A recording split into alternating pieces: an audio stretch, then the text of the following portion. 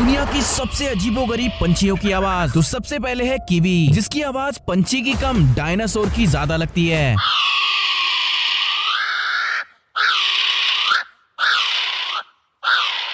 Next है white बेलबर्ड, जिसकी आवाज किसी वार्निंग सायरन से कम नहीं लगती।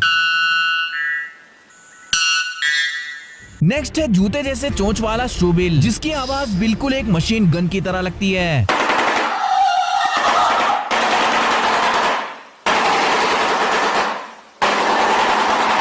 नेक्स्ट है लायर बर्ड, जो कि हर आवाज की जेरोक्स कॉपी निकाल सकती है।